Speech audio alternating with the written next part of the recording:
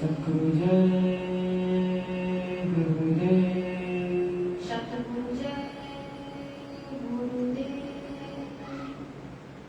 तेरे भरोसे मेरी जिंदगी है। तेरे भरोसे मेरी जिंदगी है।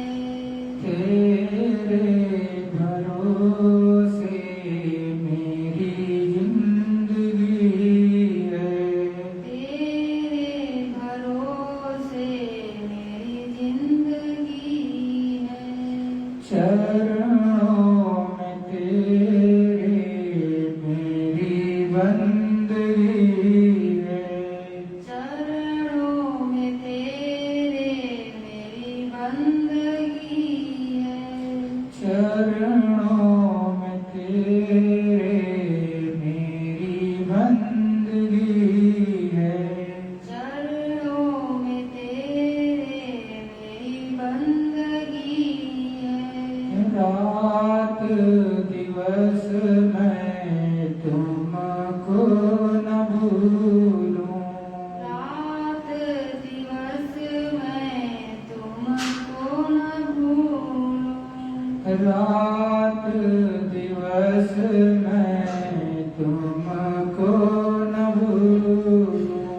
रात दिवस मैं तुमको न भूलूं।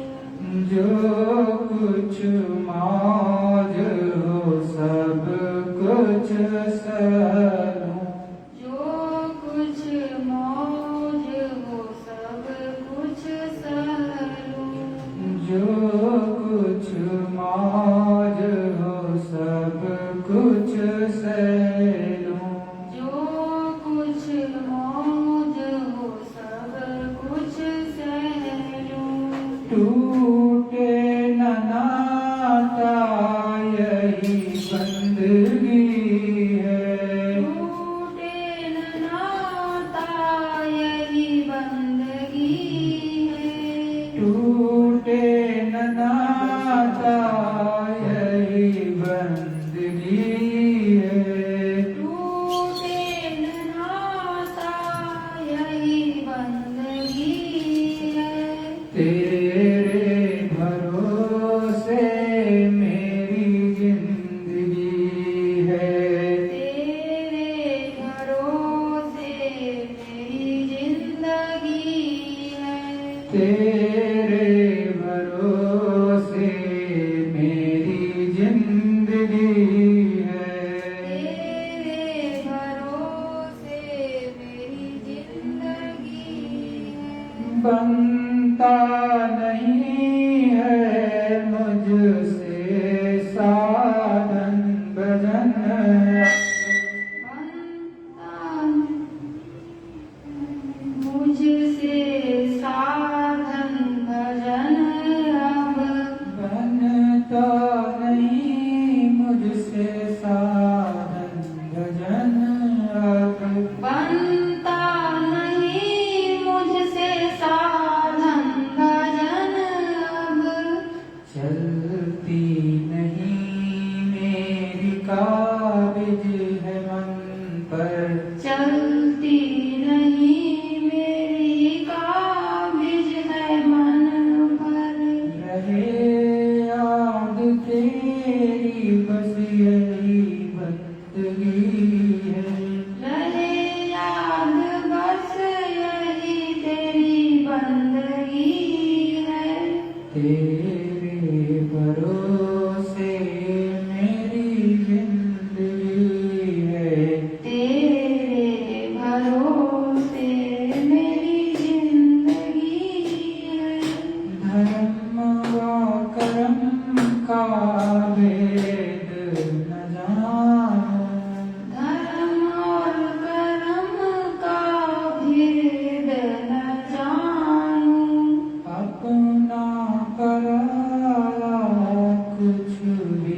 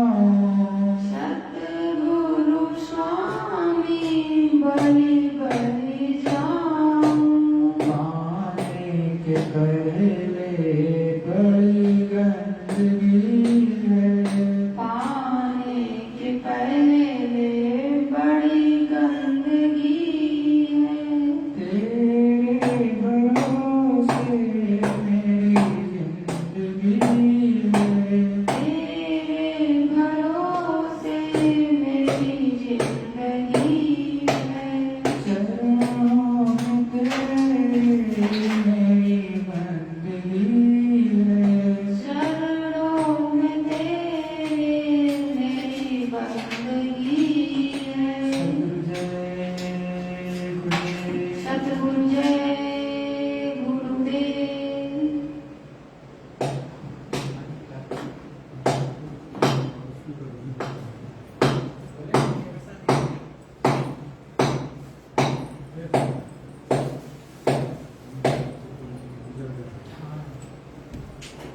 इसलिए मैं कभी धीमा देता हूँ।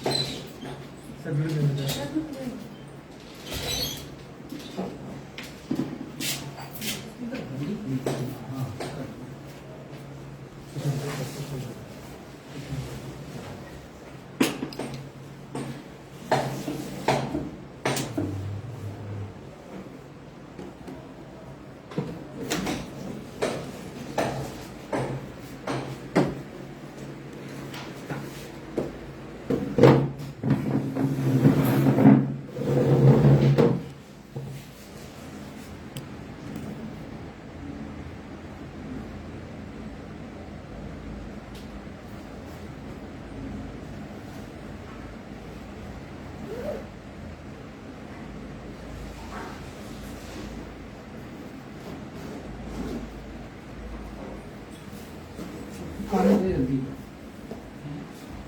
पानी दे।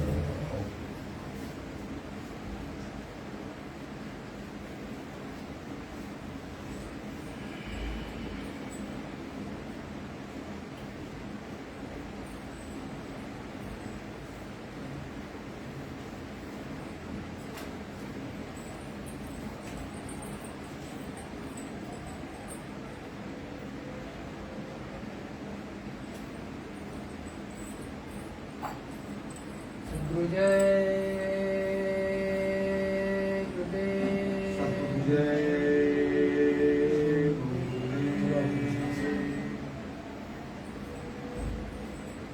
इसको थोड़ा और पास करो, तो गाय आवाज आएगी।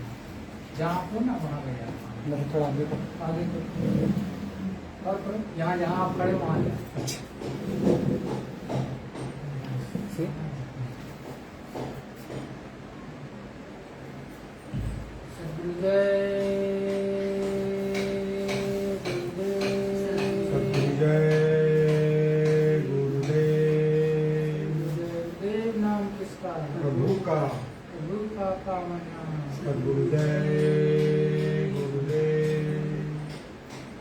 अखंड रूप से विराजमान परम पूज्य स्वामी जी महाराज के चरणों में मेरा कोटि प्रणाम। यहाँ पर उपस्थित सम्मान लाइन देख रहे समस्त प्रेमियों से मेरा सादर सद्गुरु जय गुरुदेव। प्रेमियों, ये संसार बड़ा ही उठा पटक है। ये संसार पूर्ण रूप से नाशवान है। जो इस संसार में आया है वो एक न एक दिन निश्चित जाएगा। हम सभी अपने जीवन काल में यही सोचते रहते हैं कि इस संसार में हमेशा के लिए रहेंगे। कभी इस ओर ध्यान नहीं जाता है कि हमें इस संसार से जाना भी है। और विभिन्न चीजों में फंसे रहते हैं, अपनी जीवात्मा की तरफ जल्दी से ध्यान ही नहीं देते। अन्य सारी चीजें जो कि हमारा एक ना एक दिन वो साथ छोड़ देंगी, उसमें ही सारा ध्यान हमारा केंद्रित रहेगा। लेकिन जो इसमें बैठी हुई सूक्ष्म रूप से अपनी जीवात्मा है, अपनी आत्मा है, इस जीवात्मा पर जरा भी ध्यान नहीं देते कि वो कितनी जर्जर, कितनी जीर्ण शीर्ण अवस्था में पहुंच गई और बड़ी ही विकट परिस्थितियों में उसको हमने भुला दिया। जबकि इस शरीर को पूर्ण रूप से ये जीवात्मा ही चलाती है।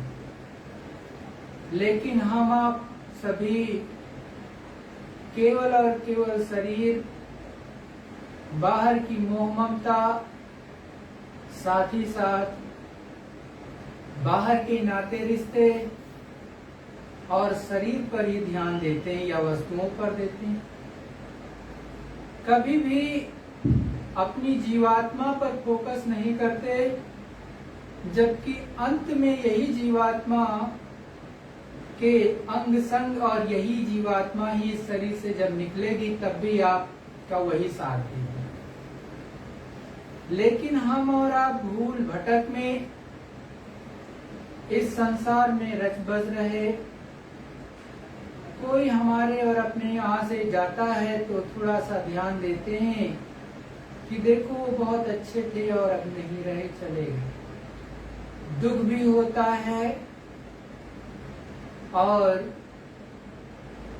अपने आप को एक आध 2 दिन 4 दिन, हफ्ते भर, 15 दिन, महीने भर में धीरे धीरे करके भुला देते हैं कि वो थे और आज चले गए। लेकिन गुरु महाराज ने अपने मुखारबिंद से कहा कि तुम कहीं पर भी जाओ, मौत आपका पीछा कर रही है। मतलब इस संसार के किसी भी कोने में जाओगे तो हरदम मौत आपका पीछा कर रही है। 1 सेकंड के लिए भी वो पीछा करना बंद नहीं करेगी। जैसे ही सांसों की पूंजी खत्म, वैसे ही यहाँ का खेल खत्म। गुरु महाराज की विशेष दया अनुभूति हर एक सत्संगी को होती है। जब सत्संगी शांत मत से, शांत अंतरात्मा से चुपचाप लेट जाता है, बैठा रहता है, अपने घर में ही सही, तो चुपचाप जब बैठा रहता है तो मालिक कुछ न कुछ उसे, चाहे स्वप्न में ही सही, कोई ना कोई अनुभव गुरु महाराज कराते रहते, संकेत भी देते रहते हैं कि देखो इस मनुष्य शरीर का सच्चा सदुपयोग कर लो, यहाँ से निकल चलो तभी अच्छा है। अगर इसमें से नहीं निकलोगे तो अच्छा नहीं है, क्योंकि ये मनुष्य शरीर अमोलक जो आपको मिला है फिर से कदापि मिलने वाला नहीं। मिल भी गया तो सच्चा संत मिलना दुर्लभ। आपको कहीं कोई भटका ना दे, ये भी बड़ी दिक्कत वाली बात। और फिर आप संतों को कहाँ खोजते फिरोगे? संत मिलन और हरि कथा ये तो दुर्लभ, ये दोनों चीजें बड़ी ही दुर्लभ होती हैं। सच्चे संत का मिलन हो जाए और सच्चा आपको सत्संग मिल जाए, ये दोनों चीजें बहुत ही दुर्लभ होती हैं। हम आपको इस संसार में भी किसी के दुख में दुखी और सुख में सुखी होना चाहिए। एक दूसरे के सहयोग से सारे काम होते हैं तो अच्छे रहते हैं। तो दुख में तो जरूर शरीक हो, सुख में ना हो तो कोई बात नहीं। और गुरु के एक एक वचनों पर चलने का हमेशा प्रयत्न करो। गुरु महाराज ने समझाया कि लड़ाई झगड़ा मत करो। अगर कोई आपको दो बात बोलता है तो आप शांति से सुन लो, उसका कोई उत्तर मत। तो एक बार सुनेगा तो कहेगा ये बेवकूफ है, मैं बोल रहा था किसी बात को, ये इसने कोई जवाब नहीं दिया, ये बेवकूफ, सामने वाले को मतलब आपको बेवकूफ मानेगा। एक बार, दो बार, तीन बार कहेगा तो आपको बेवकूफ मानेगा। आप उसकी बात को सुनो ही मत, इधर से सुनो और उधर से निकाल दो। तो अधिक बार वो करेगा तो एक दिन वो अपने आप से महसूस करेगा कि मैं ही बेवकूफ हूँ, मैं स्वयं बेवकूफ हूँ और इसके ऊपर तो कोई प्रभाव पड़ता ही नहीं। तो गुरु महाराज ने समझाया कि यदि आप किसी के झगड़े और झंझट में को नहीं पड़ोगे और उसको अवॉइड कर दोगे और उसको छोड़ दोगे तो आप अपने भजन में लगे रहोगे। यदि आप उस लड़ाई में, झगड़े में, उसकी कहा सुनी में फंस गए तो निश्चित रूप से उसका जो कर्मों का गंदगी है आप पर भी आएगी। क्यों? आप कुछ ना कुछ तो कहोगे ही। तो जब कुछ कहोगे उसको तो उसके तो कर्म खराब ही हैं, तो वो कर्म आपके ऊपर आकर के लग जाएंगे। जब आप पर वो कर्म आकर के लग जाएंगे तो आपकी जीवात्मा का उद्धार नहीं होगा। मतलब उसके भी कूड़ा कचरा को आपको साफ करना पड़ेगा, तब जाकर के काम बनेगा। तो एक तो आपका स्वयं का था, दूसरा दूसरे का भी लाद लिया, तो जिससे कि ये दिक्कत वाली बात हो जाती है। तो हमेशा बहुत सजग होकर के इस दुनिया में रहना चाहिए। निशाना हमेशा सतगुरु से रखना चाहिए, क्योंकि सतगुरु उस धुरधाम के मालिक होते हैं और वहां से वो जुड़े होते हैं और आपको भी वहीं पहुंचा देते हैं। यदि आप पूर्ण रूप से अपने मालिक में जुड़ाव रखो, अपने सतगुरु में पूर्ण रूप से विश्वास रखो, तो आपका काम बहुत जल्दी धीरे धीरे धीरे करके बनने लगेगा। जिन गुरु भाइयों बहनों का पहले बहुत अच्छा सत्संग अंदर में सुनने को मिलता था, अंदर में चढ़ाई होती थी, अंदर में दिखाई सुनाई देता था और अब नहीं देता है, ऐसा बहुत लोग कहते हैं। मुझसे भी कंप्लेन करते हैं फोन करके कि ऐसा था लेकिन अब नहीं होता। तो उसका केवल और केवल एक कारण गुरु महाराज ने बताया कि जब आप कोई बहुत बुरा कर्म करते हो, बहुत गलत कार्य करते हो और गुरु नाखुश हो जाए तो निश्चित रूप से शब्द बंद हो जाएगा, अन्यथा शब्द कभी बंद नहीं होता। शब्द से ही ये पूरी सृष्टि बनी है, शब्द से ही ये जीवात्मा भी है और शब्द की ही जाति ये सूरत है। इसीलिए ये सूरत शब्द में मिल जाती है, इसीलिए सतगुरुदयाल इसको सूरत की जात बोलते हैं। मतलब ये जैसे पानी पानी में मिल जाता है, जैसे एक लोटा पानी या एक बूंद पानी, तो पानी में समुद्र वाले में एक लोटा पानी डाल दो तो उसमें मिल करके बराबर कहोगे समुद्र हो गया। वैसे ही ये सूरत ये जीवात्मा है प्रेमियों, और ये सूरत जब शब्द आने लगता है, उसकी धार आने लगती है, तो उसमें ये जुड़ करके उसी में मिल जाती है, मिल करके उसी में समा जाती है और ऊपर के मंडलों में चली जाती है। लेकिन यदि आपके अंदर गंदगी है और आपके अंदर भाव सही नहीं है तो निश्चित रूप से ये शब्द आपको धीरे धीरे कम होने लगेगा।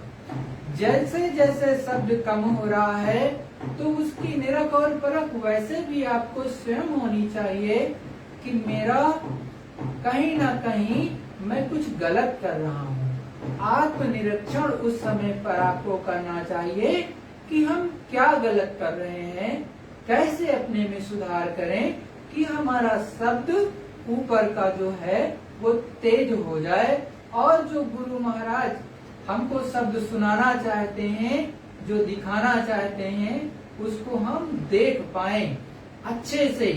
तो गुरु जो कहे वो करते चलो, जो आपको दिखाई दे सुनाई दे उसके अनुसार जितनी आपकी क्षमता है उस पर चलने का प्रयत्न करो, तब आपका सही दिशा में आप बढ़ते चले जाओगे। लेकिन आप यदि गुरु के इशारे को नहीं समझोगे, शब्द में मिलने का प्रयत्न नहीं करोगे, उससे जुड़ने का प्रयत्न नहीं करोगे, तो बिना शब्द के कोई सूरत ऊपर नहीं जाती है।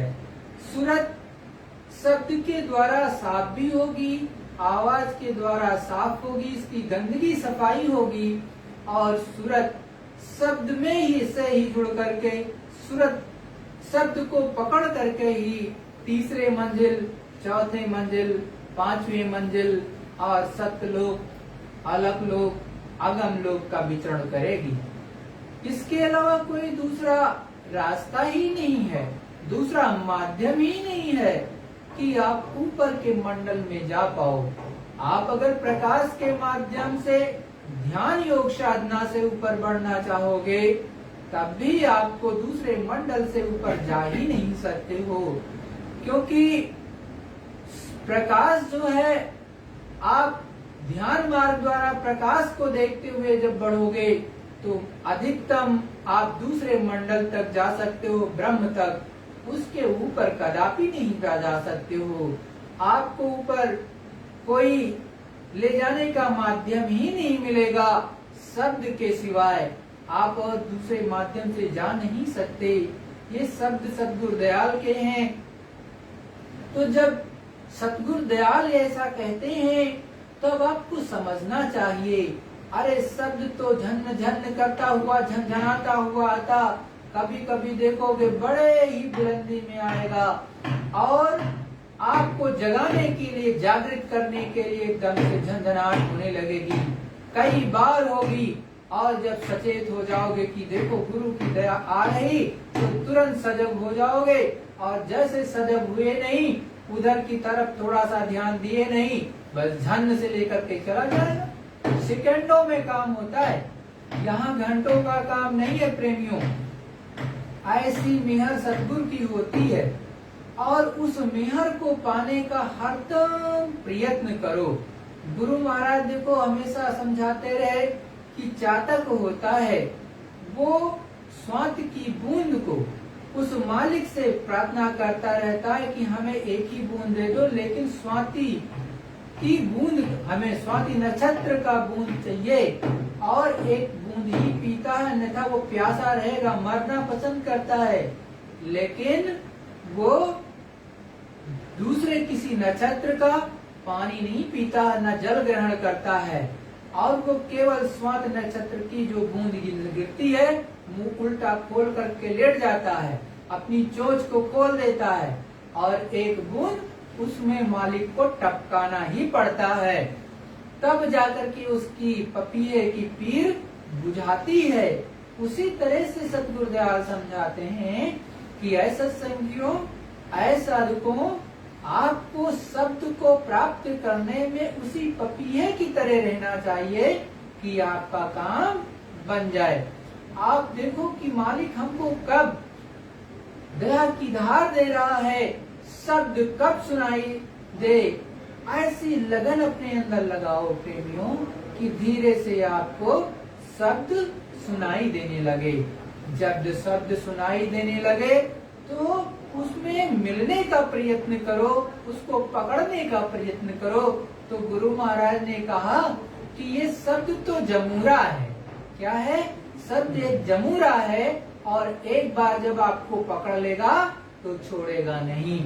लेकिन आपको भी ध्यान देना है कि हमारे अंदर गंदगी ना आने पाए, हमारे प्रति हमारे अंदर गुरु के प्रति कुभाव न पैदा हो, अभाव न पैदा हो। हमेशा निरंतर निर्झर रूप से अपने सतगुरु को समर्पित रहें और आगे बढ़ते रहें। तब जाकर के शब्द उन चीजों को समझता रहता है, देखता रहता है, पहचानता रहता है, तो वो सफाई भी कर देगा आपके हर चतुष्कंता करण पर जो गंदगी जमा है उसको, मन को भी साफ करेगा, बुद्धि को भी साफ करेगा, चित्त को भी साफ कर देगा, अहंकार को भी शांत कर देगा, और जितनी गंदगी कूड़ा कचरा यहाँ पर जमा है सब साफ करके निर्मल कर देगा। और प्रेमियों, धीरे से इस सूरत को अपने में मिला करके ऊपर के देशों में चला जाएगा और वहाँ पर आप साक्षात प्रभु का दर्शन करने लगोगे कि वो मालिक आपको दर्शन देने भी लगेगा और आप जानने और समझने लगोगे। नहीं तो यही कहोगे कि निराकार है। निराकार गुरु मान ने कहा कुछ नहीं है, भले ही आपको एक तरह से कह दिया जाता है, क्योंकि उसके रूप का वर्णन यहाँ नहीं हो पाता, यहाँ कोई चीज मिलती नहीं, तब भी चिन्ह के रूप में गुरु महाराज नामदान देते समय आपको बताते हैं कि देखो उनका स्वरूप इस तरह का है। ये केवल बराए मात्र एक केवल उदाहरण के रूप में बता देते हैं, लेकिन उसका रूप तो न जाने कितने अरबों खरबों करोड़ों गुना ज्यादा बड़ा होता है। तो जब आप उसको देखने लगोगे, समझने लगोगे, जानने लगोगे, पहचानने लगोगे, आपकी जीवात्मा में ताकत भी आने लगेगी, तब तो उसको समझेगी और ये जीवात्मा धीरे धीरे धीरे करके उन सब चीजों को जान लेगी, समझ लेगी। और यदि करोगे नहीं, अभाव में पड़े रहोगे कि हमारा तो ध्यान नहीं बनता, हमारा तो भजन नहीं बनता, हमारा तो सुमिरन नहीं बनता, तो प्रेमियों बड़ा मुश्किल है। गुरु महाराज ने कहा कि धीरे धीरे लगे रहोगे तो एक न एक दिन प्राप्त कर ले जाओगे, और नहीं करोगे, नहीं लगोगे तो कुछ नहीं मिलेगा। जय गुरुदेव।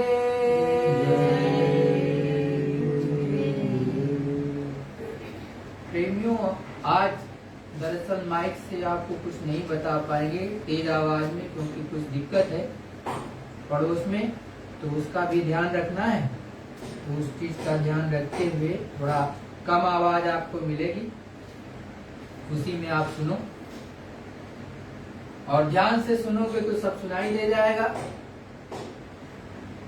देखो, ये गुरु महाराज के सत्संग वचन हैं और गुरु महाराज समझा रहे घट रामायण से, उसका अंश है। घाट पर बैठकर मेहनत करते हैं, उनको सब दिखाई सुनाई देता है, तो आप थोड़ी सी मेहनत करो। गोस्वामी जी को जब संसार फीका लगा और मन अंतर्मुखी हुआ, तब उनको सब कुछ प्राप्त हुआ। काशी में ये शोर मचा कि गोस्वामी जी का जो भी दर्शन करने जाएगा उसको 1000 गायें काटने का पाप लग जाएगा। उनके पास न जाने के लिए काशी में ऐसा प्रचार किया। जब ज्यादा शोरगुल होता है तो पढ़े लिखे लोग इस बात पर विचार करते हैं कि हम पढ़े लिखे हैं, हम सब कुछ जानते हैं, ये क्या कहते हैं देखा जाए। जो जा रहे हैं उन सबको गोस्वामी जी उपदेश कर रहे हैं। तो जैन मत के लोग वहां पहुंचे। जैन मत तो बड़ा ही अखड़बाज मत है, टेकी मत है, चाहे जितना समझाएं मगर उसको समझ में नहीं आएगा, कितना भी बताइए कुछ नहीं। उन्होंने तो टेक मान रखी है। 2 आदमी उनके पास पहुंचे। 2 आदमी कौन से थे? कर्म और धर्मा। ये जैनी के प्रकांड विद्वान थे उस समय के, आज से 450 साल पहले प्रकांड विद्वान थे। तो कर्मा और धर्मा गोस्वामी जी के पास पहुंचते हैं, उनसे एक तरह से शास्त्रार्थ करते हैं। तो उनके बारे में गुरु महाराज ने समझाया। कर्मा धर्मायों कही बोले, भेद हमारे सब तुम खोले। कर्म धर्म बोले कि हमारे शास्त्रों में जितने भी भेद थे वो आपने सब जान लिए। शास्त्र हमारे जो विधि गाई, सो गोस्वामी तुम बाकी सुनाई। कर्म धर्म कहते हैं कि हमारे शास्त्रों में जो लिखा है वो तो आपने ज्यों का त्यों वर्णन कर दिया। या सो भिन्न हम कहा बतावा, भिन्न भिन्न सब तुम दर्शावा। कर्म धर्म कहते हैं कि आपने जो बताया उससे भी भिन्न कुछ है या नहीं, ये हमको मालूम ही नहीं है। क्योंकि उनकी जहां तक चढ़ाई किया मतलब पहले स्थान तक, क्योंकि महावीर स्वामी जो आए वो पहले धाम के अवतार थे, मतलब प्रथम स्थान के भगवान के वो अवतार थे। वहां से आए थे तो जैन मत में वहीं तक वर्णन किया जाएगा, उससे ज्यादा तो किया नहीं जाएगा। क्योंकि जिसकी जहां तक का रसाई है, जहां तक आता जाता देखेगा वहीं तक बताएगा आपको, उससे ज्यादा बता तो सकता नहीं है। कर्मा धर्मा ये विधि बोला, बुद्धि हमारी खाए झक झोला। कर्म धर्म बोले कि हमारी बुद्धि चकरा रही है, समझ में मतलब कुछ नहीं आ रही, क्योंकि गोस्वामी जी तो बहुत आगे का बता रहे। तो अब कहते हैं मैं अब आपसे कुछ पूछ नहीं सकता, क्योंकि अब मुझे कोई शंका नहीं है। अब उनके पास प्रश्न तो कुछ रह ही नहीं गया, मतलब जो प्रश्न थे सारे कर डाले, उसका एक एक उत्तर जो है गोस्वामी जी ने एक एक दे दिया। उनकी जितनी शंका थी समाधान कर दिया। अब आगे का जब मालूम नहीं तो आगे के बारे में प्रश्न क्या करोगे। गोस्वामी तुम तो अगम बखाना, नहीं शास्त्र नहीं जाने पुराना। तब धर्मा कर्मा गोस्वामी जी महाराज से कहते हैं कि आपने तो अगम संदेश सुनाया, वो हमारे किसी शास्त्र में पुराण में नहीं था। जैन धर्म में अगम के बारे में कुछ नहीं बताया है, इसलिए हमको तो कुछ पता ही नहीं है। धर्मा कर्मा कहते हैं कि श्रद्धा का एक मर्म भाव हमारे मन में आया है, ये प्रश्न है, आप थोड़ा बखान कीजिए। मतलब उन्होंने कुछ पूछा, उन्हें एक भर्म भाव दिल आई, गोस्वामी भाकी सुनाई। तुम तो मुक्ति आज दर्शावा, या को भर्म बहुत मोहि पावा। धर्मा कर्मा कहते हैं कि आपने मुक्ति के बारे में कहा कि इसके परे मुक्ति है, इस प्रकार की मुक्ति का वर्णन तो हमारी किताबों में नहीं है। स्वर्ग वैकुंठ तो है, स्वर्ग में भी मुक्ति है, मगर आप जो मुक्ति बतला रहे हैं यह है कि वहाँ कहाँ उसके बताइए और दिखाइए। मतलब जो आप बता रहे हैं उसको दिखाइए और बतलाइए कि वो कहाँ है, तभी हमारा भाव स्थिर होगा, मतलब भाव बनेगा, उधर की तरफ चलने का प्रयत्न हम करेंगे। और सब बाकी तुम खासी, उन इतनी मोरे नहीं भाषा। मुक्ति गति तुम आज बतावा, सो नहीं जैन मते में गावा। चौथे काल मुक्तिम पद बतलावे, पंचम काल जैन नहीं गावे। धर्म कर्म कहते हैं कि सहज दल कमल, सहज दल कमल के लिए तो जैन मत की किताबों में वर्णन किया है, क्योंकि जो उनके मतलब पैगंबर आए, एक तरह से जो उनमें पीर आए, या जो मतलब उसमें अवतार शक्तियां आई, महावीर साहब आए, वो सहज दल कमल से ही भेजे गए थे वहीं से। तो वहां तक का तो बताया गया है, कर्मा धर्म बता रहे कि वहां तक का तो बताया गया, वर्णन किया गया है कि वहां पर ईश्वर हैं। जैन मत के 2400 तीर्थकर इन्हीं के भी नीचे भेजी हुई सुरतें थी, मतलब सहज दल कमल के नीचे से जितनी 24 तीर्थकर आए वो सब उसी के नीचे से भेजे गए थे, वही सुरतें थी। तो उन्हीं का अवतार कहलाते हैं। किनका अवतार कहलाएंगे? जहां से भेजे गए हैं उनका अवतार कहलाएंगे। तो काल भगवान है, मगर इसके ऊपर जो ब्रह्मा बैठे हैं उसका तो वर्णन जैन मत की किताबों में नहीं है। मतलब जो पंचम काल है उसके बारे में कुछ नहीं बताया गया है। गोस्वामी यही विधि कहिए, तामै मुक्ति आज विधि पहिए। ऐसी कौन जो विधि कराई, तासो आज मुक्ति गति पाई। जो जो तुमने भेद बखाना, सो तो हम सुने नहीं जाना। कर्मा और धर्मा नाम के दो जैन मत के थे प्रकांड विद्वान। वो गोस्वामी जी ने उनसे कहा कि तुम्हारे मत में जो लिखा है उसके आगे का रास्ता हम बताते हैं, मतलब जहां तक लिखा है उसके आगे हम बताते हैं। यहाँ तुम्हारा ज्ञान नहीं है, यहाँ तुम्हारा स्थान नहीं है, तुम्हारे शास्त्रों में तो ये लिखा हुआ है, बस इतना ही लिखा है, इसके आगे नहीं। जब कर्मा धर्मा को शंका हुई तो गोस्वामी जी महाराज उनको समझा रहे। वो दोनों अपने धर्म को अच्छी तरह से समझते थे क्योंकि दोनों पढ़े लिखे थे।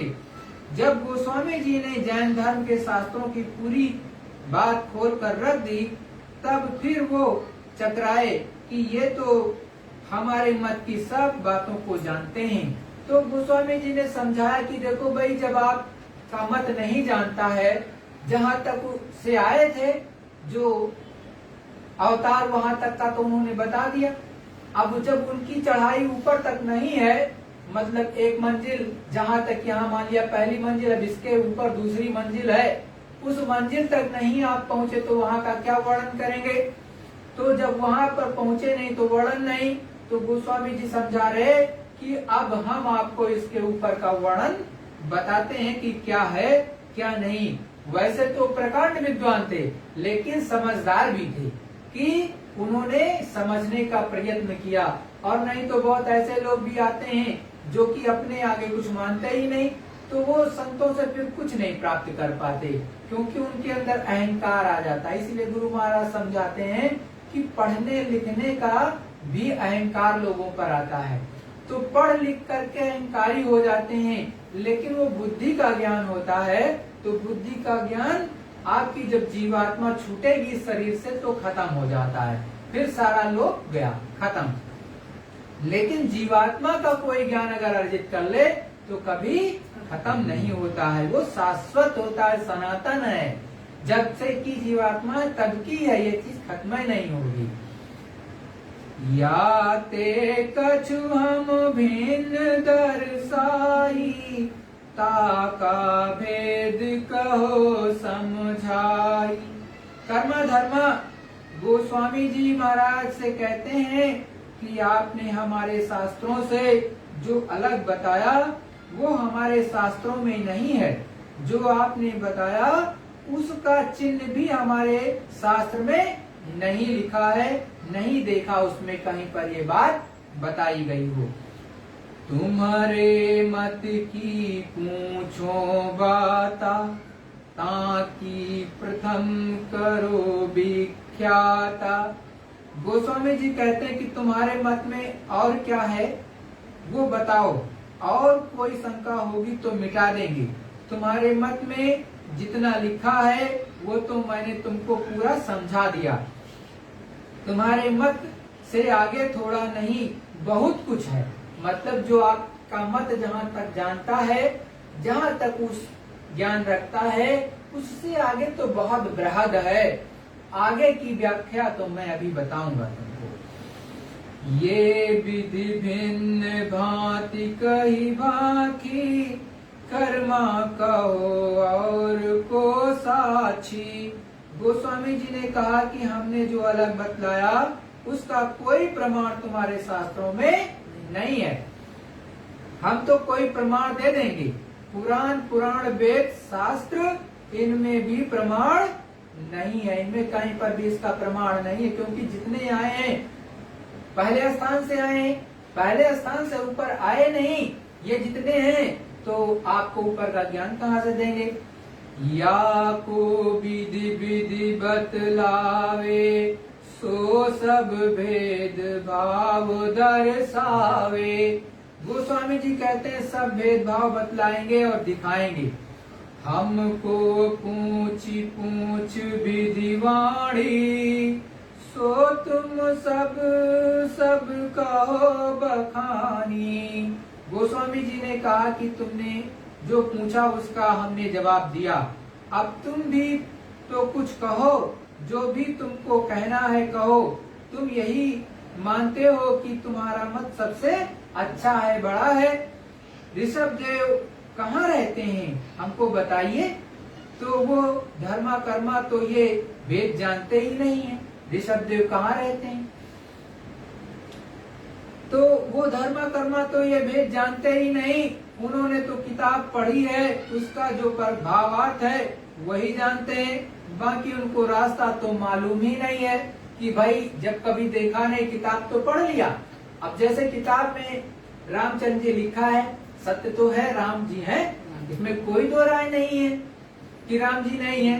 कृष्ण भगवान है, इसमें कोई दो राय नहीं है कि कृष्ण भगवान आज भी हैं। भाई जो सूरत यहाँ पर भी वहां से यहाँ पर उतारी गई, तो सूरत का कभी विनाश तो होता नहीं, न जलती है, न मरती है, न कुछ होती, कुछ होता नहीं। तो जब ये जीव अविनाशी है, ये जीवात्मा अविनाशी है, तो यहाँ पर जब आए, जितने दिन उनका काम था किया, उसके बाद अपने लोग तो वापस जाएंगे ही जहाँ से उतारे गए हैं। और फिर मान लिया कृष्ण भगवान प्रकृति लोक से भी ऊपर आए, तो दूसरे धाम से ऊपर प्रकृति के ऊपर में जहाँ गुणातीत होते हैं सब, तो वहां से वो जीवात्मा उतर करके नीचे आई, धर्म की स्थापना किया। उसके बाद पुनः वो चले गए अपने धाम धवल को। तो क्या आज नहीं मिलेंगे? आज भी मिलेंगे, लेकिन अब आपको वहां तक का ज्ञान नहीं, वहां तक आते जाते नहीं, देखा नहीं, तो आप उनके स्थान को कैसे बता सकते हो कि किस रूप में बैठते हैं और क्या उनका सिंहासन है या उनका देश और धाम धवल कैसा है। ये तो आप नहीं, जब देखा नहीं तो कैसे बताओगे। किताबों में पढ़ लिया है तो वही भावार्थ लगाते रहो कि ऐसा है, ऐसा है, ऐसा है। वैसा तो सच में नहीं है। क्यों? गोस्वामी जी भी तो यही बात को बोलते हैं। उन्होंने राम जी के बारे में कहा नहीं, नयन त्रिसित पुण्य भयऊ, पुण्य चितवत कौशलपुर गयऊ, मोहि बिलो की राम मुस्काही। साफ साफ कह रहे कि नहीं कह रहे कि मुझे देख करके श्री रामचंद्र जी मुस्कुरा रहे। साफ साफ अपने मुखारबिंद से बता रहे कि मुझे देख करके मुस्कुरा रहे और बहुत प्रसन्न हैं। तो जब ऊपर में गए, उन्होंने देखा, एक दूसरे को देखा, तो मुस्कुराना और मिलना जुलना तो होगा ही। जैसे हम आप आते हैं, एक दूसरे से मिलते और जानते हैं और बड़े प्रेम से एक दूसरे से मिलते हैं, वैसे वो भी तो हमारे बड़े भाई, तो बड़े भाई के रूप में है। उनको राजपाट मिल गया, हम लोगों को राजपाट की जरूरत नहीं, और इस राजपाट के चक्कर में हम लोग रहे नहीं। गुरु महाराज के संग रहे, गुरु महाराज के संग चले जाएंगे। तो जिसको राजपाट चाहिए था भाई, वो राजपाट हो गए।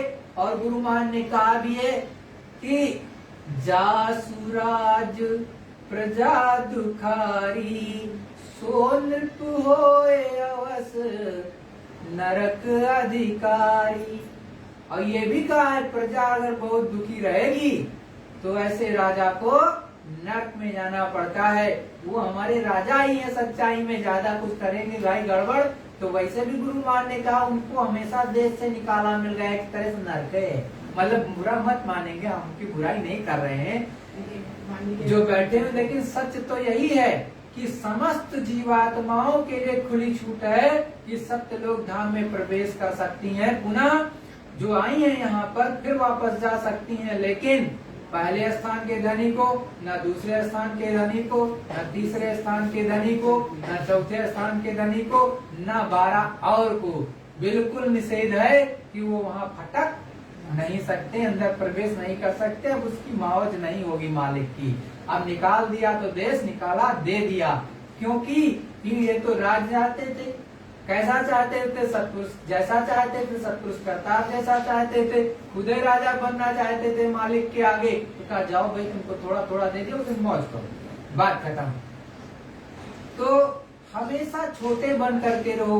गुरु महाराज यही समझाते कि छोटे बन करके रहोगे तो सब कुछ धीरे धीरे करके देख लोगे, ऊपर का सब देख ले जाओगे, लेकिन छोटे बन करके बड़े बड़े करके नहीं। ये जो धनी है ये भी आप वहां नहीं जा पाओगे, ये बड़े बने रहोगे। आपके अंदर अहंकार रहेगा, आप उनको जो है गाली दोगे तो कैसे होगा।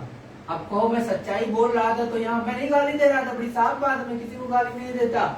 इस संसार में भी मैं किसी को कुछ नहीं कहता, चाहे वो मेरा बहुत बड़ा मतलब अनिष्ट करने का भी प्रयत्न करे, तब भी मैं कोशिश यही करता हूँ, मन को समझाता हूँ कि भाई चल जैसा भी गुरु महाराज की मौज होगी होगी। गुरु महाराज ने कहा कि तुम सच्चाई ईमानदारी से मेहनत से काम करते रहना, ऊपर वाले पर विश्वास रखना, जो तुमको मिलना है वो तो मिलेगा ही। जब तुमको मिलेगा, तुम ऊपर वाले पे भरोसा रखते हो तो बीच वाला क्या बिगाड़ सकता है तुम्हारा, कोई कुछ नहीं बिगाड़ सकता है। तुम उस प्रभु के सहारे रहो, उस मालिक के आधारे सहारे रहो, तुम्हारा निश्चित काम होगा और कल्याण भी होगा। लेकिन अगर तुम बीच वाले में फंस जाओगे तो कभी ऊपर नहीं जा पाओगे। चाहे वस्तुओं में फंस जाओ, चाहे लड़ाई झगड़े में फंस जाओ, चाहे दुनिया में फंस जाओ, तो हमेशा गुरु को पकड़ो। और जो गुरु समझा रहे तो इन लोगों को ऋषभ देव जी के बारे में तो पता नहीं, उनका धाम धवल देखा ही नहीं, तो कैसे बता दे कि किस स्थान पर बैठे हैं। तो फिर अब आगे गोस्वामी जी करें, कर्मा धर्मा यो कई बोले, भेद हमारा सब तुम खोले। काल अपने यहाँ से अवतारित शक्तियों को भेजा कर मार काट कर धर्म की स्थापना करवा देते हैं। क्या कराते हैं? धर्म की स्थापना। भाई गंदगी को साफ करना तो मारना काटना तो पड़ेगा ही, चाहे लड़वा दे आपस में तब सफाई हो जाए, और चाहे खुद तीर तलवार उठाएं। रामचंद्र जी ने तीर तलवार नहीं उठाई, न जाने कितने की गर्दन साफ हुई होगी, उसमें सच्चाई तो यही है। तो बुराई पर जो है सच्चाई की स्थापना करनी है तो सफाया तो करना ही पड़ेगा। तो वो क्या करती हैं? धर्म की स्थापना के लिए सफाई झाड़ू लगा देती हैं, और उसमें जितने भी गंदे अंडा मांस मछली शराब पीने खाने वाले हैं और जितने बुरे कर्म करने वाले हैं, पर नारियों को गंदी निगाहों से देखने वाले हैं, गलत काम करने वाले हैं, पापाचार व्यभिचार करने वाले, सब सफाई एक बार में कराते हैं। पूर्ण सतयुग की स्थापना करा देते हैं, पूर्ण सतयुग जैसा करा देते हैं। फिर जब ऐसा करा देते हैं, मैं तब फिर सतगुरु मैं 60 साल के पहले आपके अमरनाथ गया था, गुरु माँ समझा रहे। 2 आदमी ले गए, हमसे बोला ऐसा होगा वैसा होगा, तो हमने कहा चलो। वहां गए और दिन भर रहे, नीचे देखते रहे तो नीचे कुछ नहीं है। फिर लौट कर आए, वहां बर्फ पर चलना पड़ता है, पैरों में घास के जूते कई दर्जन ले गए थे। फिर वहां पहुंचे, हमको ठंडी लगी, कपकपी आने लगी। लोग बैठे बैठे देख रहे हैं, उसमें से एक एक बूंद गिर रही है, एक एक बूंद गिर रही है। एक गुफा सी है, ठंडी हवा चलती है तो नीचे आकर बर्फ जम जाती है, तो नीचे आकर बर्फ जम जाती है। गर्म हवा आई तो वो बर्फ सब गल गई। हमने कहा ये देखो, तुमने कहा था कि पिंडी मिलेगी, दर्शन करना। जब हम जब लौट रहे थे तो खच्चरों पर लोग जा रहे थे, तो हमने पूछा कि तुम कहाँ जा रहे हो? कोई कितनी ही बार जाओ, अमर पद कोई ऐसे मिलेगा क्या? मतलब भाई जो लोग नहीं कहते हैं कि यहाँ बर्फ गिराती तो इस तरह का आकार बन जाता है, इस तरह का आकार बन जाता है, संकेत में समझ लो। तो वो क्या है कि भाई कहीं पर छेद है, अब एक एक करके धीरे धीरे बर्फ गिरने, तो ठंडी हवा आएगी तो जम जाएगा, तो एक आकार ले लेगा एक। अब वो कैसा भी आकार हो, तो उसको ये सब कुछ मानने लगो तो बाहर नहीं है भाई, ये जो भी है पिंडियां भी है ऊपर, तो अंदर में चलोगे तो मिलेगी। वो प्रभु रहता है तो अंदर में रहता है, यहाँ से खरबों खरबों योजन ऊपर है, अरबों खरबों योजन ऊपर चली जाती है जीवात्मा, सेकेंडों बहुत तेज चलती है, और सेकेंडों में ये जीवात्मा पलक झपकते अरबों खरबों योजन जाती है। अगर डरी नहीं तो, अगर डरेगी तो धीरे धीरे जाएगी, डरेगी नहीं तो सामने से चली जाएगी। तो सतगुरु दयाल समझा रहे कि हमारे पद जो सोचते हो वो नीचे ऊंचे नहीं है भाई, ये ऊपर न है और यहाँ ना मिलेगा। गोस्वामी ये विधि कहिए, तामे मुक्त आन विधि पहिए। तो धर्मा और कर्मा बोले कि स्वामी मुझे विधि से बताइए कि मुक्ति क्या है, भाई मुक्ति कैसे मिलेगी, क्या है होता है ये मुक्ति, कैसे मिलेगी? भाई मुक्ति मुक्ति तो सब कहते हैं, आजकल भी मुक्ति मुक्ति खूब चिल्लाते हैं कि मुक्ति मोक्ष मिल जाएगा, चलो हम ये धाम कर आए। अरे लेकिन मुक्ति मोक्ष वहां नहीं है, क्योंकि बाहर में मुक्ति मोक्ष तो है ही नहीं, ये हर ग्रंथ बताता है। लेकिन कुछ लोग जो है अपने पेट की कमाई के लिए कहो, अपने शरीर की कमाई के लिए कहो, अपने बाल बच्चों की कमाई के लिए कहो, आपने जो है घर गृहस्थी को संभालने के लिए कहो, वो आपको भटका देते हैं सच में। क्योंकि उनको तो ये चाहिए, ये क्या चाहिए, नोट चाहिए भाई, करेंसी चाहिए, जिससे उनका घर परिवार सब कुछ चलता रहे। आपको सच्ची बात तो नहीं बताएंगे। जबकि गोस्वामी जितने सच्चे संत आए हैं आज तक, वो सब खोल खोल करके बताते हैं कि भाई देखो इस तरह ने जिसका जो काम है, अब जैसे कोई पूजा पाठ करने का कराने का काम है तो करे, उसको जो सेवा मिलती है, उसको जो आरती पूजा मिलती है, सेवा जो लोग दे देते हैं व्यक्तिगत, तो वो रख लो, उससे हमारे किसी को, किसी संत को भी दिक्कत नहीं है। किसी सच्चे संत ने किसी का विरोध नहीं किया है कि यहाँ पर लड्डू न चढ़ाओ, यहाँ पेड़ा मत चढ़ाओ, यहाँ पर आप दरगाह पर मत जाओ और मंदिर में मत जाओ, मस्जिद में जाओ मत जाओ, वो तो एक श्रद्धा का स्थल है, आप चले जाओ। लेकिन आपको मुक्ति मोक्ष नहीं मिलेगा। मुक्ति मोक्ष अंदर में, जब यहाँ पर देखो जीवात्मा यहाँ बैठी है, यहाँ पर ये घाट है, यहीं पर बैठ करके सच्ची साधना करेगी, तब आपकी पूजा सच्ची सफल होगी, अन्यथा नहीं होगी। क्यों? क्योंकि आप तिलक तो नहीं लगाते, कहीं अलग नहीं लगाते। तिलक का यहाँ लगाते हो, तिलक का कोई पर्पज होता है। अरे यहीं पर तो दिव्य दृष्टि है बोली, आपकी जीवात्मा बैठी, यहीं पर वो अग्नि जलनी है। यहीं पर जब अग्नि वो प्रकट होगी, योग रूपी अग्नि, तो वो जो आपके कर्मों को भस्म करेगी, और तब जाकर तो दिव्य दृष्टि खुलेगी, तब दिखाई देगा। तो फिर कहते हैं कि मुक्ति मोक्ष कौन सा मार्ग है?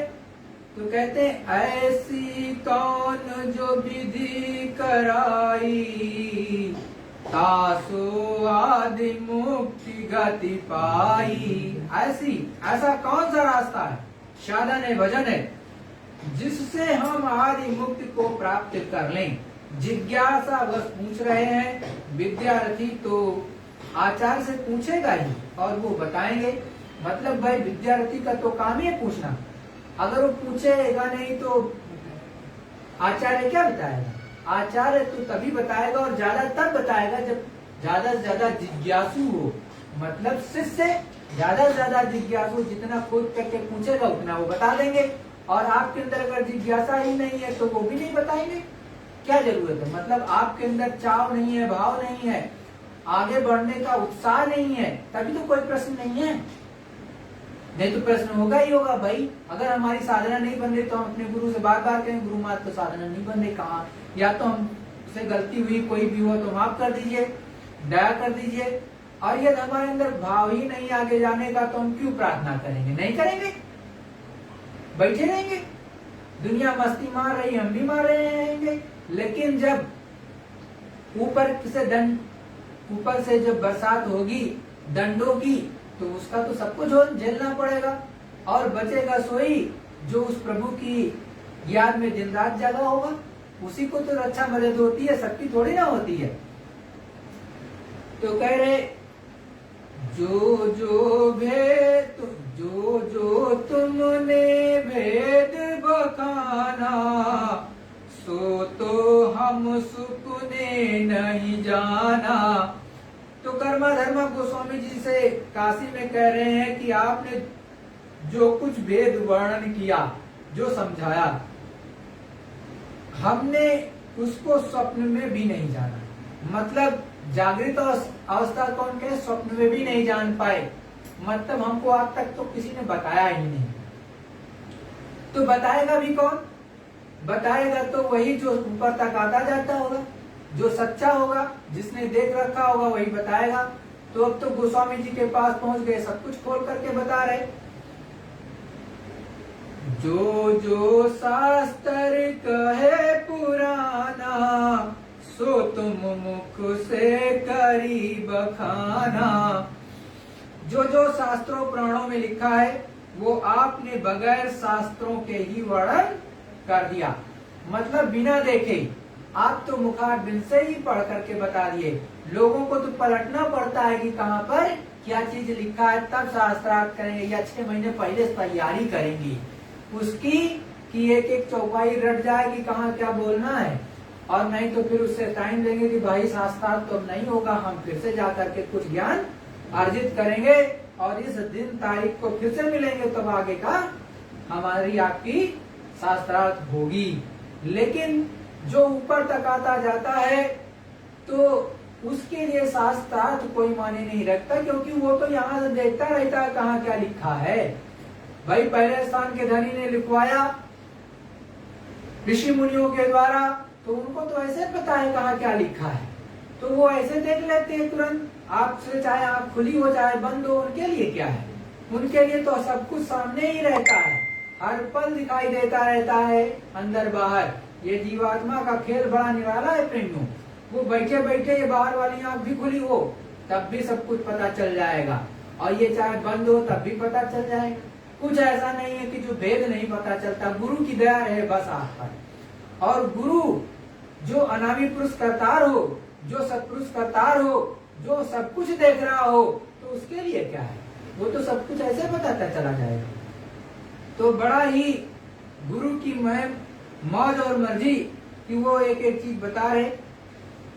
सो साची सब मन में आई, चित्त में खूब खूब ठहराई। कर्मा धर्मा कहते हैं कि आपकी बात बिल्कुल सच है। हमको मन में विश्राम हो गया, विश्वास हो गया, मतलब हम स्थिर हो गए, हमने चित्त में बसा लिया। जो चीजें आपने बताई उसको अपने अंदर उतार लिया, बसा लिया। तुमने आगे भेद बखाना, हम पुनि परे कछु नहीं जाना। आपने भेद वर्णन किया नहीं होता तो हम तो कुछ जानते ही नहीं। अगर आपने हमको ये सारा आगे का वर्णन नहीं बताया होता तो हमको क्या पता चलता कि आगे क्या है क्या नहीं है। हम तो कुछ जान ही नहीं पाते। ऐसी विनती प्रार्थना कर्मा धर्मा जैनी किससे कर रहे हैं? गोस्वामी जी से कर रहे, बता रहे। या तो सत्य सत्य ही भाकी, मुक्ति आदि होई कहिए साकी। स्वामी जी आपने जो भी कहा है वो सब सत्य कहा। आदि की मुक्ति आप बताएंगे कौन सा रास्ता है। अब वो एक ही चीज पर रट लगाए हैं कि किसी न किसी तरह से हमको मुक्ति का रास्ता मिले, और कोई ना कोई ऐसी विधि बता दे कि हमें मुक्ति का रास्ता मिल जाए, कि किसी तरह से ये दया दृष्टि हम पर कर दें। इससे तुम्हारे चरणन बलिहारी, कहा धर्मा हम शरण तुम्हारी। धर्मा ने कहा कि हम तो आपके चरणों में गिरे, आपके चरणों में गिरे हैं, अब दया कृपा कीजिए, मुक्ति पाने का रास्ता बता दीजिए। हम अज्ञान कुछ बूझ न बाता, तुम कही आदि अंत विख्याता।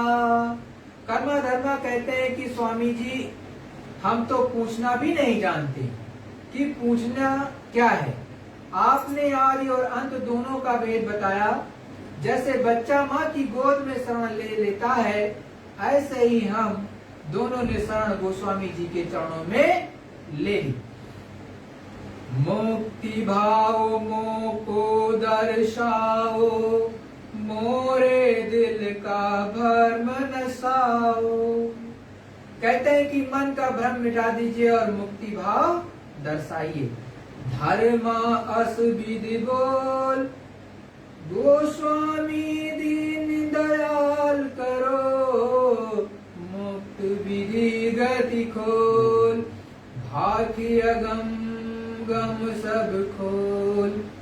गोस्वामी जी दीन होकर के प्रार्थना, मतलब गोस्वामी जी से दोनों बहुत एकदम से जैसे अधीर हो जाए कोई, धीर भाव में, गंभीर भाव में, एकदम से दीन भाव होकर के उन्होंने गोस्वामी जी से ये प्रार्थना की कि अब भेद खोल दीजिए, मतलब ऊपर का हमें नामदान दे दीजिए।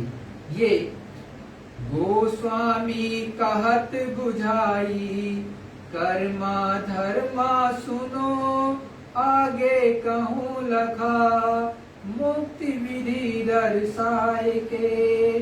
कर्मा धर्मा और सब सुनो, मैं सब विधि बताऊंगा और दिखाऊंगा। साफ साफ कह रहे हैं, मैं आपको बताऊंगा और दिखाऊंगा भी। आपको इस भारतवर्ष में क्या विश्व में सच्चे संत जिसने ना देखा हो, आपको कोई नहीं कहेगा कि हम दिखाएंगे, वो केवल कहेगा हम बता देंगे, इतने कहेगा हम बता देंगे भगवान है, लेकिन दिखाने की बात कोई नहीं कहेगा। यह दिखाने वाला वो ऐसे कहेगा कि चलो तुमको वो पहाड़िया पर लिए चल रहे हैं, वहाँ तुमको दिखाते हैं, वो जगह फलाने जगह है, वहाँ पर जो है ये चीज हो रही, वो देख लो। अरे इस तरह का मालिक थोड़ी ना होता है। अरे हमको और आपको जब उस प्रभु परमात्मा ने बनाया है, एक शक्ल दी है, एक अच्छी सी शक्ल दी है, तो जब हमको और आपको बनाने वाले ने इतना अच्छा बनाया कि आईने के सामने आप अपना ही चेहरा देखते रहते हो, खूबसूरत सा कि हम कितने अच्छे हैं, तो उस मालिक को कभी क्यों नहीं सोचते वो कितना अच्छा होगा जिसने तुमको गढ़ा है, सच में आपको बनाया है कितना अच्छा, तो वो कितना बनाने वाला अच्छा होगा, कभी ये नहीं सोचते हो।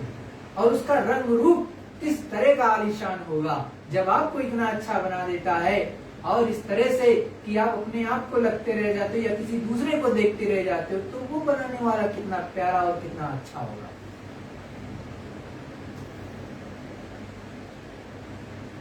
कहे गोस्वामी सुनो अगम संदेशा, आदि अंत दर्शामु देशा। आदि क्या है और अंत क्या है मैं तुमको बताता हूँ। प्रथम रहे पुरुष अनामा, चौथे पद के पार ठिकाना। अब गोस्वामी जी कह रहे हैं कि सबसे पहले पुरुष अनामी था, पहले कुछ नहीं था, न तुम थे, न जमीन थी, न आसमान था, न स्वर्ग था, न वैकुंठ था, न ईश्वर था, न माया थी, न ब्रह्मा था, न पार ब्रह्म था, न ईश्वर थे, लोक और महाकाल भी नहीं था, और सत्पुरुष भी नहीं थे। अनामी पुरुष का ठिकाना चौथे पद के पार है, सब उसी में समाया हुआ था। वो तो अथाह सागर है, आज वही है, उसी से सब विस्तार हुआ है। सद्गुरु जय गुरुदेव। प्रेमियों, अब सत्संग मैंने बंद कर दिया। बहुत लोग कहते हैं कि 1 घंटे ज्यादा सत्संग बोलते हैं तो उनसे बैठा नहीं जाता है। भाई क्या करें, ये गुरु महाराज का सत्संग है, तो गुरु महाराज जिस तरह से सुनाते थे और बताते थे। तो मैं तो ये सोचता हूँ कि कड़ी गुरु महाराज ने कहा शब्दों की एक लड़ी हो, वैसे बीच में बंद नहीं करना चाहिए। वैसे मैंने बंद कर दिया है आज, लेकिन ये गुरु महाराज हमको माफ करें। तो गुरु का सत्संग क्या होता है, पूरा एकदम से होता है, वो एक लड़ी होती है।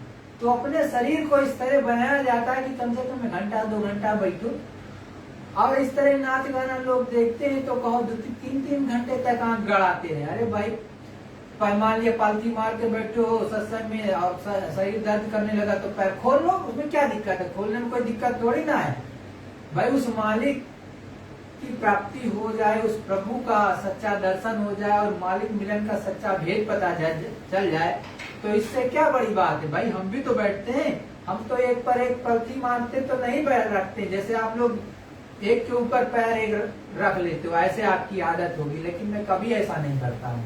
पलथी तो मैं मारा जरूर हूँ, लेकिन पैर पर पैर नहीं चढ़ाता हूँ। उससे क्या होगा, आपका पैर भब्बाने लगेगा कुछ देर बाद, और आपका पैर जाएगा अकड़ सच्चाई में। कभी भी एक के पैर एक के ऊपर दूसरा मत चढ़ाओ। आप चाहे जितना ध्यान करोगे, चाहे भजन करोगे, चाहे सुमिरन करोगे, आपका पैर भब्बाएगा ही नहीं। नीचे से ही जो भी आपका थोड़ा दुख तकलीफ होगा, और सूरज जब चढ़ने का टाइम आ जाएगा तो वो भी खत्म हो जाएगा। ज्यादा दिक्कत करे तो ये 2 तकिया रखो, 2 अभी तो हम 1 रखे हैं, 2 रख के उसको धीरे से दबा लेने के लिए गुरु महाराज ने समझाया था, लेकिन आप लोग वो तो करते नहीं। तो अब गलती किसकी है? गुरु के वचनों को भूल जाओ आप, तो हम क्या कर सकते हैं? हम तो याद दिलाने प्रयत्न करते रहते हैं कि ऐसे करो ऐसे करो। और नहीं तो मैं वैसे भी पहले भी एक क्या था, मेरे पास कंबल था तो वो हो गया था पुराना, उसको मैंने तकिया का रूप दे दिया था। तो वो होता है थोड़ा कड़ा, उसको बांध दिया था 2 तरफ से मुहाने से, और उसके बाद रख लेते थे तो 2 तकिया के बराबर हो जाता, एक तकुआ हो गया ऊपर से। अब उसी पैर ऐसे रख लेते थे, कान में उंगली लगा लेते, थोड़ा सा दबा देते थे जब हमारा पैर दर्द होता, और बड़े अच्छे से भजन हो जाता था। और आप लोग ये सब जुगाड़ ढूंढते नहीं है। आप ऐसे बैठे तो ऐसे बैठो, और उसके बाद में या तो नींद आ गई तो भक्त से लुढ़क जाओगे। अब इस तरह तुम दबा करके जब बैठे हो पूरी तरह तो लुढ़क नहीं सकते हो। चाहे जीवात्मा चढ़ जाएगी तब भी नहीं गिरोगे, ये निश्चित है। क्यों? क्योंकि आपका टेक लगा, ऐसे रखे रहोगे, ऐसा आपका यहाँ टेक लगा रहेगा, शरीर गिरेगा नहीं। और या दीवार में थोड़ा सहारा लियो तो ना आगे जाओगे ना पीछे जाओगे, इसे रुके रहोगे, शरीर भी रुका रहेगा। तो ये संग से चढ़ जाएगी और देख दाख के सब वापस आएगी। तो गुरु महाराज के एक वचनों को अंदर, इसीलिए मैं हमेशा बोलता हूँ किसी दूसरे की उतारने की जरूरत नहीं। मैं बोल रहा हूँ मेरी भी उतारने की जरूरत नहीं। गुरु ने जो कहा है वही उतार लो। अगर उतना उतार लिया प्रेमियों, तो निश्चित रूप से मैं कहता हूँ दिव्य दृष्टि आपको आपके घर में खुल जाएगी, इसमें कोई दो राय नहीं। मैंने भी तो गुरु महाराज से प्राप्त कर करके अपने घर में ही ध्यान भजन सुमिरन करता हूँ। कहीं इधर उधर थोड़ा जाता हूँ, और ज्यादा ज्यादा चला जाता हूँ तो मथुरा चला गया, तो वहाँ पर जो है अपना जो मंदिर है नाम योग साधना गुरु महाराज ने बनवाया, उसमें मत्था टेक लिया, कुटी में चला गया, वहाँ मत्था टेक लिया और चुपचाप चलाया। हमसे तो किसी से मतलब भी नहीं रहता, बस इतने करता हूँ। अभी गुरु महाराज ने मौज की, कुछ संकेत किया और जो है दिखाया कि ये चीज है, तो मैंने तुरंत प्रणाम किया, तुरंत जो है मत्था टेकाया 2 सेकंड में। तो अपने भाव होने चाहिए। गुरु जैसा दिखाता जाए, जैसे दिखाता जाए और बताता जाए। कभी कभी ये जरूरी नहीं है कि गुरु महाराज हमेशा सत्संग अंदर में सुनाते हैं, हमेशा बोलते ही नहीं। गुरु महाराज बहुत सी चीजें दिखा देते हैं। तो आप जैसे बच्चे को नहीं आप आंख से इशारा कर देते हो, वैसे ही सतगुरु भी आपको इशारा करता है कि ये चीज ऐसे करनी, ये चीज ऐसे करनी, ये चीज ऐसे करनी है। तो इशारे से भी समझना आपको आना चाहिए। जीवात्मा कभी कभी तैर करके चलती है, आप कहोगे तो बस उड़ के ही चलती है। हमेशा मैं भी बोलता हूँ कि तुम तो नहीं तैर के भी चलती, वो भी मैं आपको बता रहा हूँ। लेकिन जब वो चीज प्रक्रिया से आप गुजरोगे तब तो आपको पता चलेगा, नहीं तो आपको पता ही क्या। भाई गुरु महाराज कहते हैं वहाँ इतने बड़े बड़े समंदर, इतनी बड़ी बड़ी नदियां हैं कि आप डुबकी लगाओगे तो था नहीं मिलेगी। कहते कि नहीं कहते? शब्द की धारा बहती है, सच्चाई है। शब्द की धारा बहती है, और शब्द की गंगा, शब्द की गंगा, शब्द की जमुना, शब्द की जो है सरस्वती वहां पे बहती हैं, तो वो है नहीं। और ऊपर भी जो अनाम देश में नदियां चलती होंगी, सत्पुरुष करतार में, अगम पुरुष करतार में, अनाम पुरुष करतार में, और जो नीचे कहीं बहती होगी तो उसको पार नहीं करोगे, तो वो तो जले जैसा लगेगा, कोई दूसरी जगह थोड़ी ना लगेगा। शब्द का बना जरूर है, लेकिन उसमें पनिया बहता नजर आएगा आपको कि पानी है, तो वो पानी नहीं, वो शब्द है, शब्द है, लेकिन लगेगा तो निर्जन पानी ही ना। जैसे यहाँ का पानी वैसा वो बहुत निर्मल आपको दिखाई देगा, लेकिन वो पानी ही रहेगा और नदी ही बहती नजर आएगी आपको, चाहे दिव्य दृष्टि से देखो, चाहे महादिव्य दृष्टि हो आपकी, लेकिन वो पानी ही बहता। जब नदी का रूप है तो वो बहता हुआ नजर आएगा। वहां की भी रचना उसी की तो नकल नीचे है, कुछ और थोड़ी ना है। ऊपर असल है, नीचे नकल है।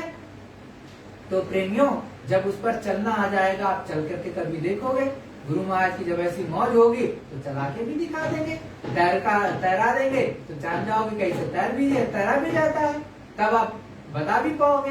नहीं तो ऐसे क्या है। तो प्रेमियों, धीरे धीरे धीरे धीरे अंदर उतारो और उस दृष्टि की तरफ, अपनी दृष्टि को उधर की तरफ एकदम मोड़ दो कि हमको बस अब प्राप्त करना है, हमको कुछ चाहिए वही नहीं चाहिए। जो संसार का वो भी मांग लो, मैं ये मना नहीं करता किसी को मांगो ना, भाई गुरु से नहीं कहोगे तो किसी और से क्या कहोगे। अगर किसी दूसरे दर पे बंदा झुका हार पर आएगा मालिक तेरे नाम पर, मैं ये हमेशा समझाता हूँ, कहीं पर भी आप मांगोगे, कुछ भी कहोगे तो अंत में तो अर्जिया वहीं जाएगी, सुप्रीम कोर्ट में ही अर्जी जाएगी। इतनी पक्की बात है, कोई नीचे से कुछ नहीं करता है।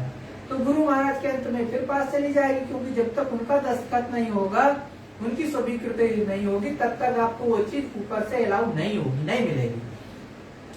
तो जो प्रारब्ध में है वैसे भी मिलेगी, और जो एक्स्ट्रा रूप में चाहते हो वो गुरु से कहो तो उनकी मौज हो जाएगी, तो भी मिल जाएगी। तो गुरु महाराज से कहते रहो कि हमारी जीवात्मा का कल्याण कर दीजिए, यही सबसे उत्तम है। और भाई संसारिक चीजों में फंसे रहो, कुछ काम नहीं बन रहा है आप तो कह लो, मैं इसके लिए मना नहीं करता, क्योंकि संसार में भी हमेशा दुखी रहोगे, रोते ही रहोगे तो कहाँ से भजन में मन लगेगा। इसलिए मैंने ये शब्द बोले। तो वहां का भी काम बना लो, और लेकिन यहाँ से निकल चलो, क्योंकि ये संसार अपना नहीं, यहाँ दुख ही जीवात्मा भोगती है, सुखी नहीं। कभी शरीर देखो, गर्मी इतनी पड़ रही और लोगों का शरीर खराब हो रहा है, एक तरह से पेट छूट रहा, या विभिन्न तरह की दिक्कतें। अब इतनी गर्मी जब नहीं पहले हुई है तो बर्दाश्त कैसे होगी, शरीर पे प्रभाव तो आएगा ही आएगा। तो अब रिकॉर्ड पे रिकॉर्ड टूट रहे, तो ये सब क्या है, प्रकृति नाराज है तभी तो कुछ हो रहा है। गुरु महाराज ने बहुत पहले कहा था कि देखो प्रकृति बहुत ज्यादा नाराज है आपसे, देवता बहुत नाराज है, अगर इनको छूट दे दी जाए तो कुछ का कुछ कर दें। तो प्रेमियों, आपसे सब नाराज ही हैं, मतलब आपसे व्यक्तिगत तौर नहीं, इस पृथ्वी मंडल से, इस पृथ्वी लोक से, मृत्यु लोक से, एक तरह से संतों के अनुसार मृत्यु लोक में यहाँ के लोगों से वो बहुत ज्यादा व्यतीत है। तो व्यतीत है तो कुछ ना कुछ वो करेंगे, लेकिन उनका काम वो है, अपना काम है ध्यान भजन सुमिरन, और आगे की तरफ चलते रहना, सच्चाई ईमानदारी की रोटी खाना और आगे की तरफ बढ़ना। सद्गुरु जय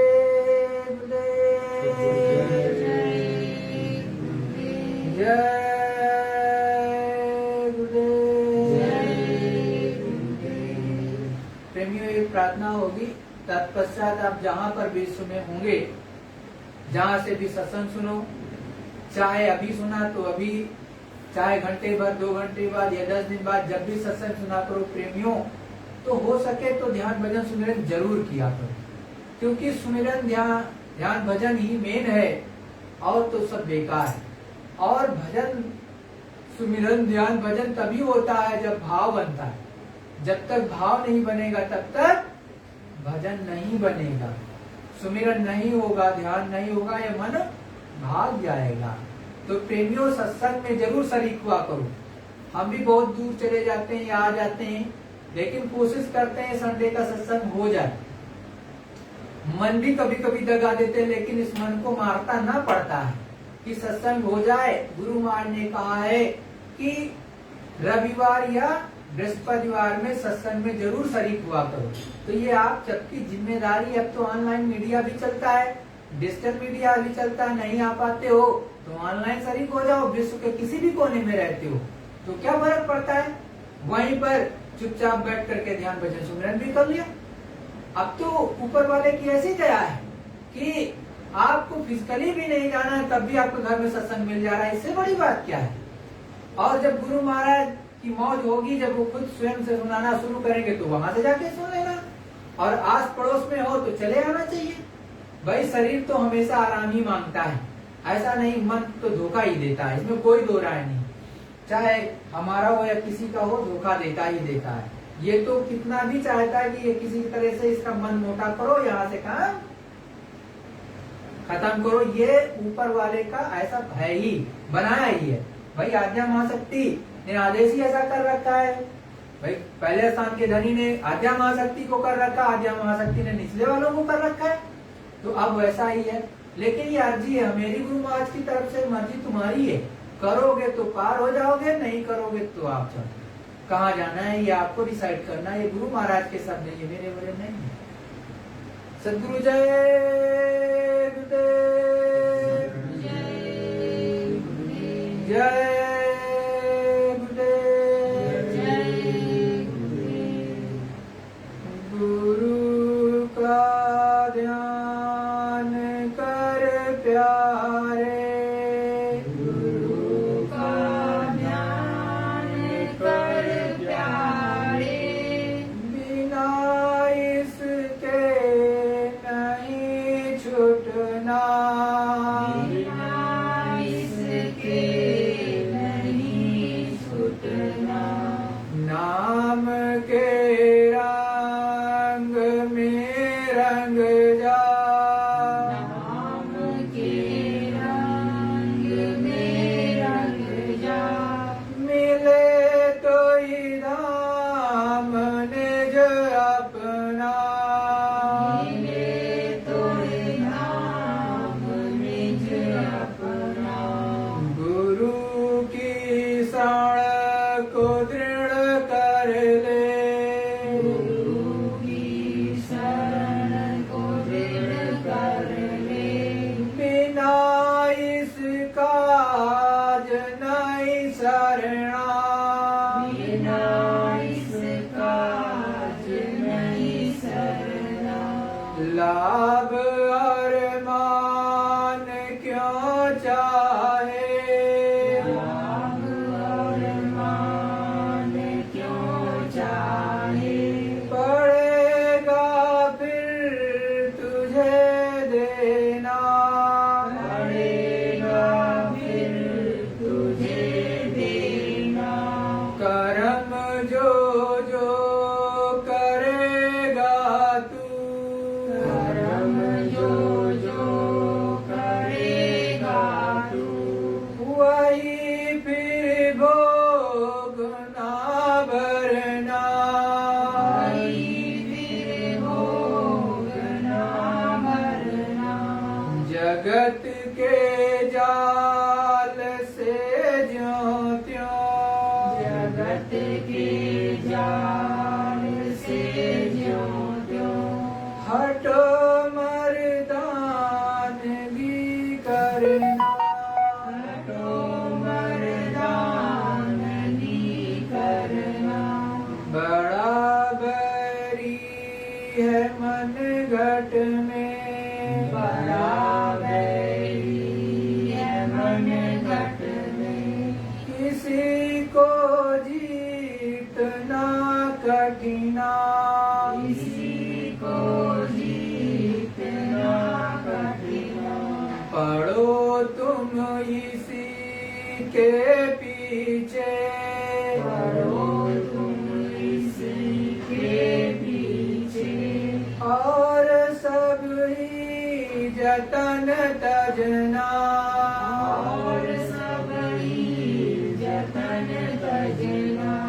जिन्होंने मार मन डाला, जिन्होंने मार मन डाला, उसी को सूरमा कहना, उसी को सूरमा कहना। गुरु से प्रिय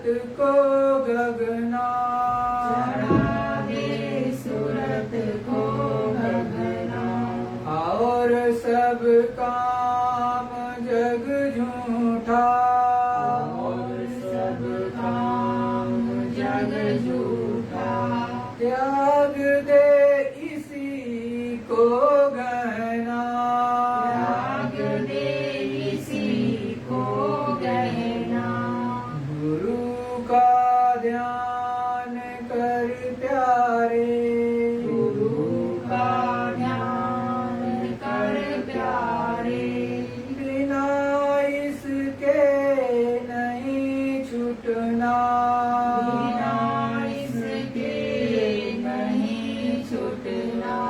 सतगुरु जय गुरुदेव, सतगुरु जय गुरुदेव, जय गुरुदेव, जय गुरुदेव। गुरु स्वरूप एवं पांचों धनियों को विधि पूर्वक दृष्टि प्रणाम करके सभी प्रेमी भाई बहन सुमिरन ध्यान और भजन में बैठेंगे।